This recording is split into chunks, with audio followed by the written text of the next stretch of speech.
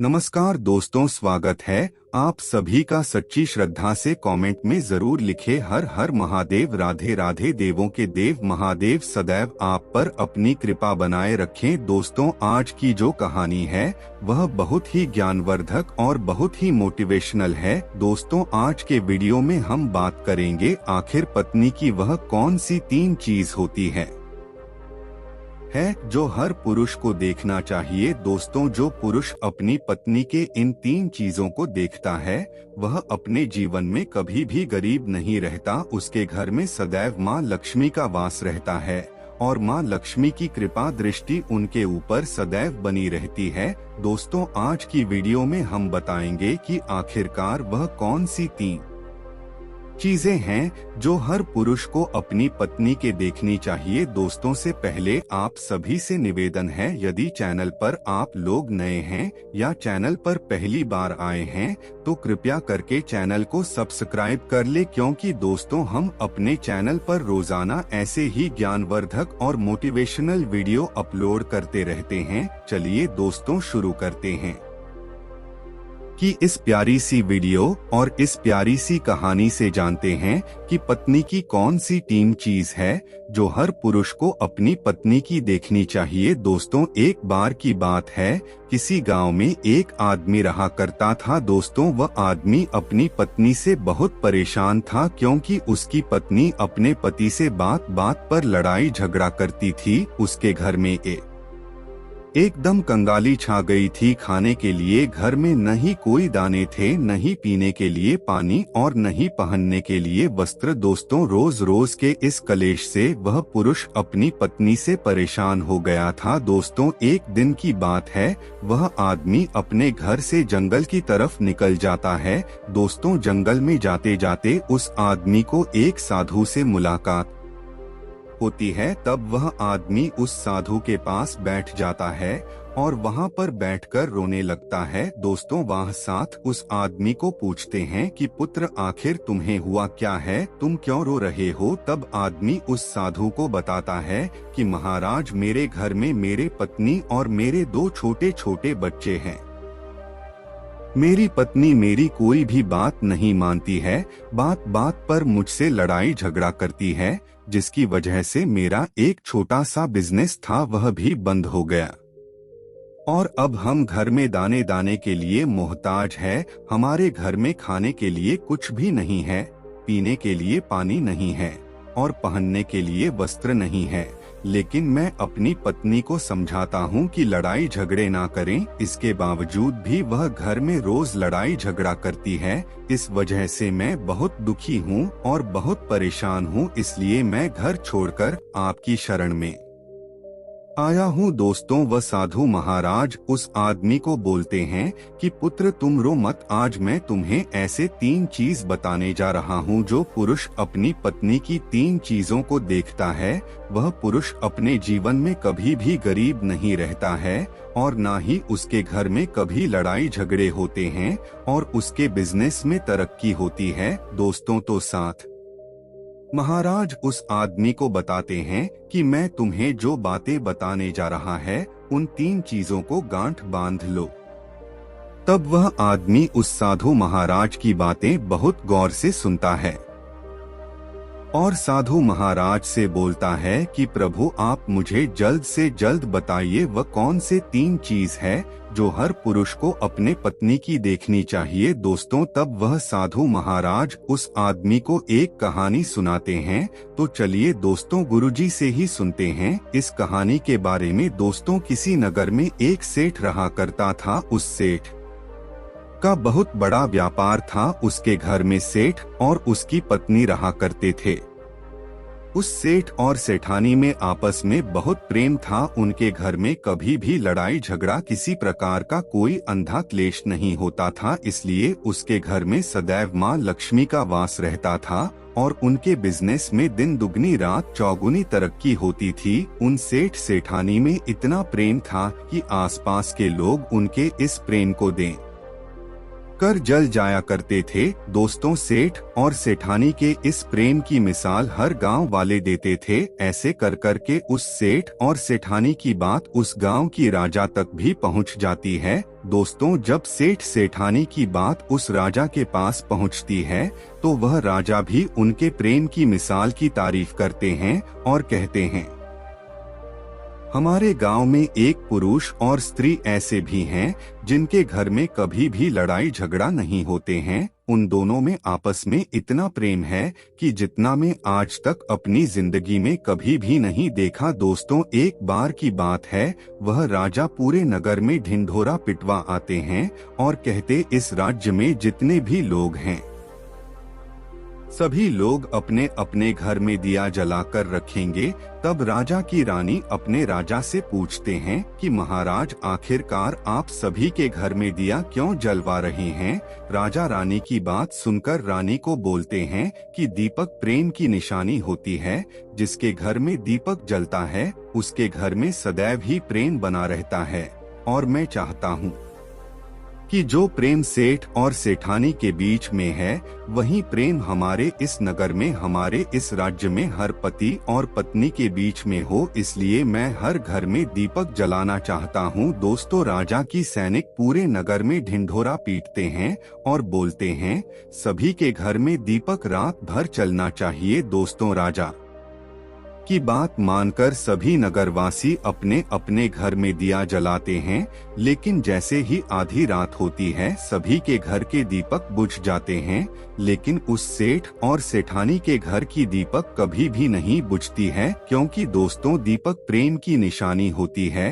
और जो सेठानी थी वह अपने घर की दीपक को सदैव जलाए रखती थी, जिस सेठ और सेठानी का प्रेम बरकरार रहे। लेकिन दोस्तों, जो सेठानी थी वह अपनी मनमानी काम करती थी, उसका जो मन करता था वही काम करती थी। लेकिन सेठ को इस बात से कभी भी कोई दिक्कत नहीं होती थी, क्योंकि सेठ बहुत समझदार था। वह सोचता था कि यदि मैं अपनी पत्नी को रोक टोक करूंगा तो घर में बेवजह ही लड़ाई झगड़ा होंगे। दोस्तों, इसीलिए सेठ सेठानी की कई चीजों को और कई बातों को अनदेखा करता था। वह सेठ इसलिए अनदेखा करता था ताकि पति पत्नी में वह प्रेम और व्यवहार बना रहे। एक दिन की बात है दोस्तों, राजा और रानी अपने छत के ऊपर खड़े होकर अपने नगर का नजारा देख रहे थे और वह राजा और रानी देखते हैं कि उनके पूरे राज्य में अंधेरा था, लेकिन सिर्फ एक सेठ और सेठानी का ही गांव का घर था जहां दीपक जल रहा था। दोस्तों, तब राजा रानी से बोलता है कि देखो सेठ और सेठानी में कितना प्रेम है, सभी के घरों का दीपक बुझ गया है लेकिन सेठ और सेठानी के घर का दीपक अभी भी चल रहा है। इसका मतलब यह है कि सेठ और सेठानी में बहुत ही ज्यादा प्रेम है। तब रानी अपनी राजा से बोलती है कि महाराज, सेठ और सेठानी में जो भी प्रेम है वो इसलिए है क्योंकि सेठानी समझदार है, इसलिए सेठ के घर में प्रेम है।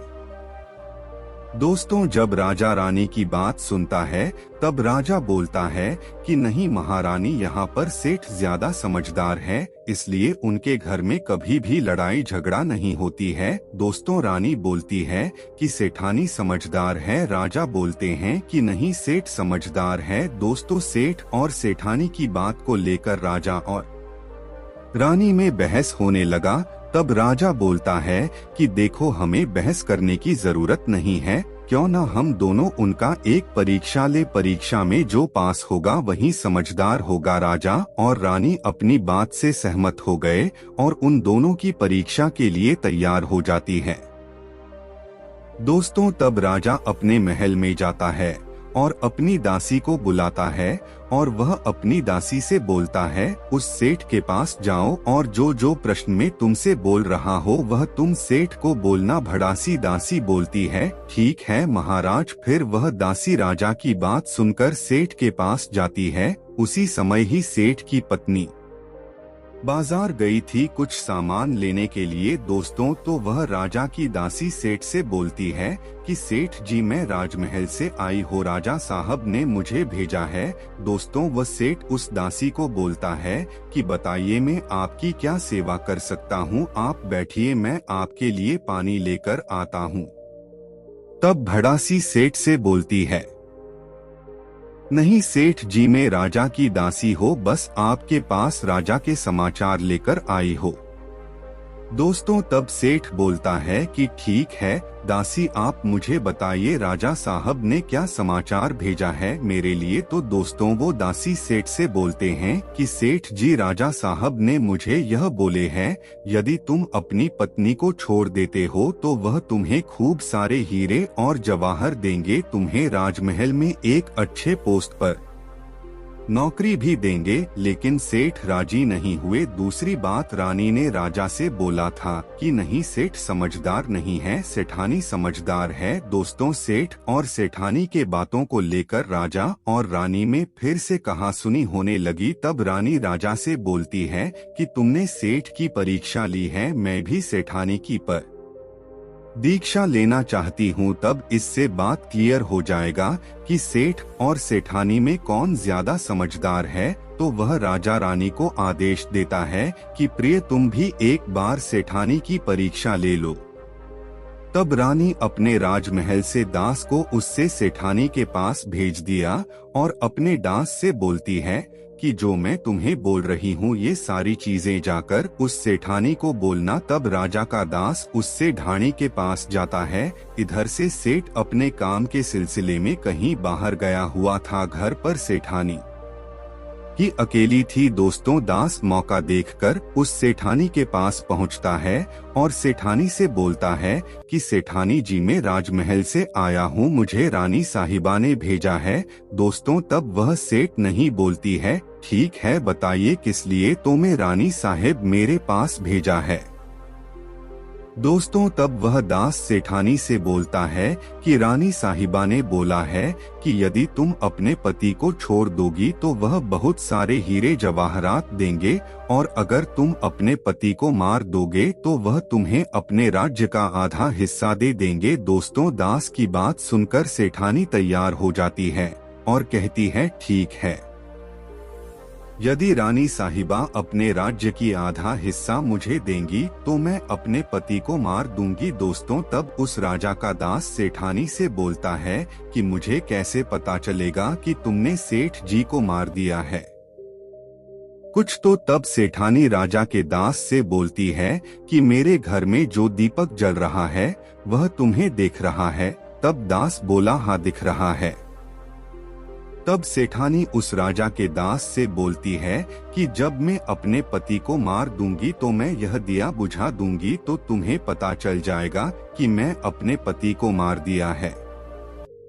वह दास सेठानी की बात सुनकर राजमहल को वापस लौट जाता है और राजा और रानी से ये सारी बात बताता है। सेठानी की बात सुनकर रानी बहुत अचंभित हो जाती है और रानी को स्त्री जाति से नफरत होने लगती है। दोस्तों तब वह राजा अपने सारे दास दासियों के साथ सारे सैनिकों को बुलाता है और उल्टा है, देखो मैं यह नहीं चाहता हूँ कि राजा और रानी की वजह से किसी निर्दोष की जान जाए। तुम ऐसा करो, उस सेठानी के घर जाओ और उस सेठ को सारी बातें बता दो और उस सेठ को बचा लो। दोस्तों इधर दास और दासी सेठानी के घर पर जाते हैं और सोचते हैं कि सेठानी तो सेठ को रात में मारेगी और दिया भी बोझ आएगी, इससे पहले ही हमसे ढाणी के घर में हमला बोल देते हैं। दोस्तों इधर रात भी नहीं हुई थी, शाम का समय था और जैसे ही राजा के सैनिक सेठानी के घर पर धावा बोलते हैं